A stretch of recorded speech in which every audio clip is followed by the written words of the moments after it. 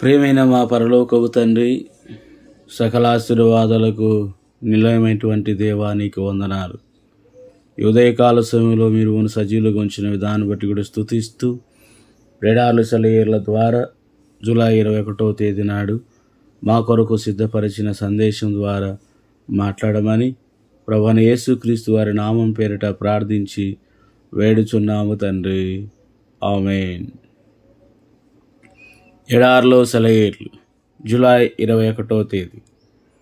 ఇంకొక మారే ఆ బొత్సు చేత శోధింప సెలవిమ్ము.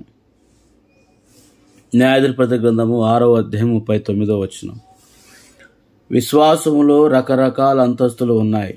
క్రైస్తవులుగా మన అనుభవం ఒక స్థాయిలో ఉన్నప్పుడు మనం ఒక విషయాన్ని నమ్మవలసి వస్తే ఏదో ఒక సూచక్రియ కానీ, మనలో ఏదో అనిర్వచనమైన అనుభూతి కానీ కనిపిస్తూనే నమ్ముతాం.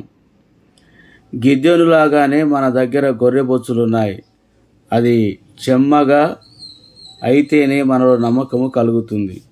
ఇది యథార్థమైన విశ్వాసమే కానీ పరిపూర్ణమైనది కాదు. ఈ విశ్వాసం కేవలం దేవుడి మాటకే కాక ఏదైనా సూచక్రియ కూడా ఉండాలని సూచిస్తుంది. అయితే మన అవగాహనతో నిమిత్తము లేకుండా పూర్తిగా దేవుని మాట మీదే నమ్మకం ఉంచడం విశ్వాసములో చాలా పై మెట్టు. ఇలా నమ్మడం ధన్యకరము. మూడో మెట్టు కూడా ఉంది. మొదటిది ఏమిటంటే, ఒక పని జరుగుతుందని మన మనసుకి నమ్మకం కుదిరితేనే విశ్వాసం ఉంచటం. రెండవది, అలాంటిది ఏమీ లేకపోయినా దేవుని మాట మీదే ఆధారపడి విశ్వాసం ఉంచటం. మూడో మెట్టు ఏమిటంటే, పరిస్థితులు, మన అనుభూతులు, బయటికి కనిపించే తీరు, మనుషుల అభిప్రాయాలు, మన ఊహలు అన్నీ ఆ పనికి వ్యతిరేకంగా కనిపించినప్పుడు దేవునిని, ఆయన వాక్కుని నమ్మడం. అపోస్తలుల కార్యములు 27వ అధ్యాయము 20వ వచనం, అలాగే 25వ వచనములో పౌలు ఇలాంటి విశ్వాసాన్ని కనపరిచాడు. కొంతకాలం సూర్యుడైనను నక్షత్రములైనను కనపడక పెద్ద గాలి మా మీద కొట్టినందున ప్రాణములతో తప్పించుకుందుమను ఆశ బొత్తిగా పోయాను. ఇవన్నీ జరుగుతున్నప్పటికీ పౌలు వారితో అంటున్నాడు, అయ్యలారా, ధైర్యము తెచ్చుకునుడి. నాతో దేవదూత చెప్పిన ప్రకారము జరుగునని నేను దేవుని నమ్ముచున్నాను.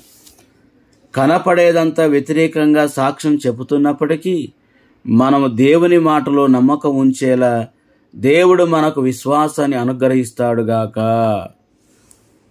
నమ్మకం ఉంచాల్సిన సమయమేది? అంత ప్రశాంతంగా ఉన్నప్పుడా? అన్నిటిపై మనం గెలుస్తున్నప్పుడా? బ్రతికే స్తుతిపాడైనప్పుడా? కాదెంత మాత్రం.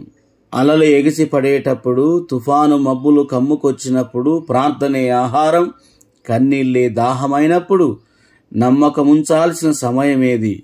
ఎప్పుడో రాబోయే కాలములో పాఠాలన్నీ నేర్చుకున్న తరువాత, కష్టాల పాలై ప్రార్థనలు చేసి స్థిర విశ్వాసం పొందిన తరువాత కాదెన్నటికీ కాదు.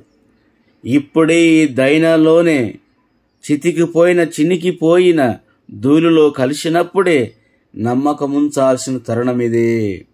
మిత్రులంతా సంఖ్యత చూస్తున్నప్పుడు, సౌఖ్యాలు కురిసేటప్పుడు, నేను చేసే ప్రతి దానిలో నాకు మెప్పు కలుగుతున్నప్పుడు కాదు. అదెంత మాత్రము కాదు. అంతా నన్ను ఏకాకిని చేసినప్పుడు, ఆధారాలన్నీ కూలిపోయినప్పుడు నమ్మకముంచాల్సిన తరుణం ఏమేది? ఆశలు బావుటలై ఎగిరిపినప్పుడు, ఆకాశములో కాంతి నిండినప్పుడు, హృదయంలో హర్షం పొందినప్పుడు కాదెంత మాత్రము. సంతోషం అడుగంటినప్పుడు, దిగులు మెడలు వంచినప్పుడు, దేవుడు తప్ప మిగతాదంతా మరణం శూన్యమైపోయినప్పుడు.